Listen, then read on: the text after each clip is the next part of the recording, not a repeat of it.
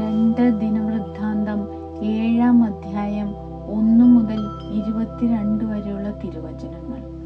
ദേവാലയ പ്രതിഷ്ഠ. സോളമൻ പ്രാർത്ഥിച്ചു കഴിഞ്ഞപ്പോൾ സ്വർഗത്തിൽ നിന്ന് അഗ്നി ഇറങ്ങി ദഹന ബലി വസ്തുക്കളും മറ്റു വസ്തുക്കളും ദഹിപ്പിച്ചു. കർത്താവിന്റെ മഹത്വം ദേവാലയത്തിൽ നിറഞ്ഞു.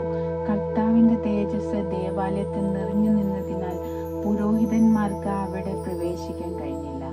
അഗ്നി താഴേക്ക് വരുന്നതും ആലയത്തിൽ കർത്താവിന്റെ മഹത്വം നിറയുന്നതും കണ്ട് ഇസ്രായേൽ ജനം സാഷ്ടാംഗം പ്രണമിച്ച് അവിടുന്ന് നല്ലവനാണ്, അവിടുത്തെ സ്നേഹം ശാശ്വതമാണ് എന്ന് പറഞ്ഞ് കർത്താവിനെ സ്തുതിച്ചു. തുടർന്ന് രാജാവും ജനവും ചേർന്ന് കർത്താവിന് ബലിയർപ്പിച്ചു. സോളമൻ രാജാവ് 20,000 കാളകളെയും 1,20,000 ആടുകളെയും ബലിയർപ്പിച്ചു.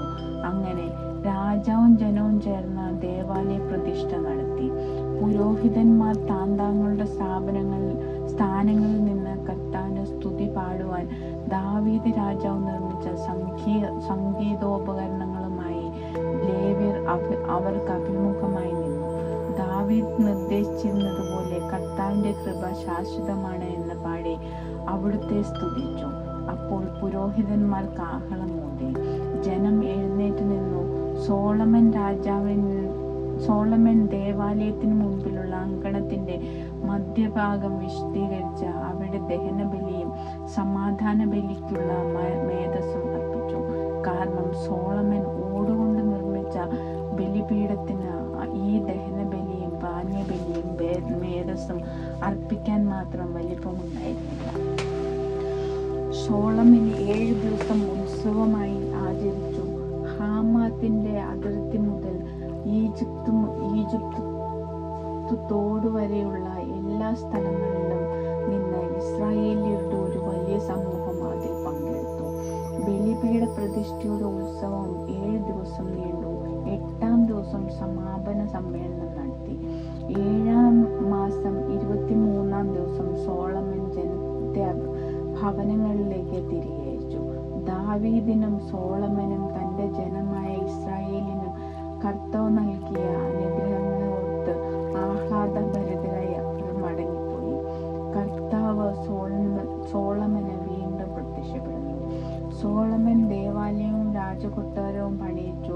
ദേവാലയത്തിലും തന്റെ കൊട്ടാരത്തിലും വേണമെന്ന് അവൻ ആഗ്രഹിച്ചതെല്ലാം സോളമൻ വിജയകരമായി പൂർത്തിയാക്കി.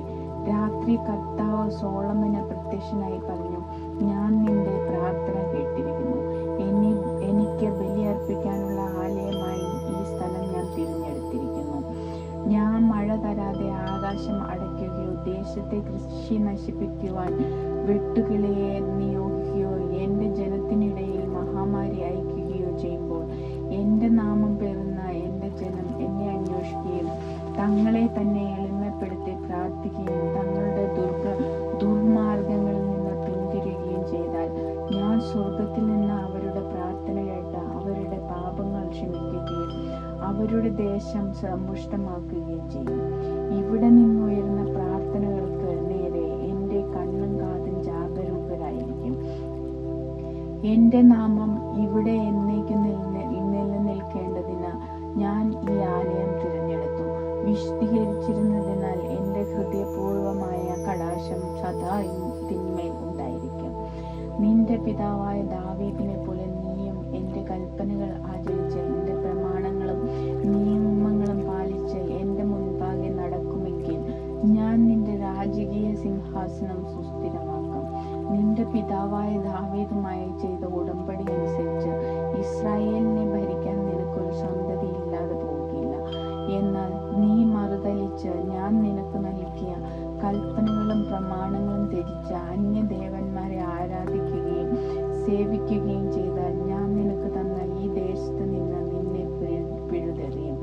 എന്റെ നാമത്തിൽ പ്രതിഷ്ഠിച്ച ഈ ആലയം നീക്കിക്കളയും. സകല മനുഷ്യരുടെയും ഇടയിൽ ഇതൊരു പഴഞ്ചൊല്ലും പരിഹാസ വിഷയവും ആക്കി തീർക്കും. വഴിപോക്കർ മഹത്തായ ഈ ആലയം കാണുമ്പോൾ കർത്താവ് ഈ നഗരത്തോടും ഈ ആലയത്തോടും ഇങ്ങനെ ചെയ്തതെന്ന് അത്ഭുതപ്പെടും. തങ്ങളുടെ പിതാക്കന്മാരെ ഈജിപ്തിൽ നിന്നും മോചിപ്പിച്ച ദൈവമായ കർത്താവിനെ ഉപേക്ഷിച്ച് അന്യദേവന്മാരെ സ്വീകരിച്ച് അവരെ ആരാധിക്കുകയും സേവിക്കുകയും ചെയ്തതിനാൽ അവിടുന്ന്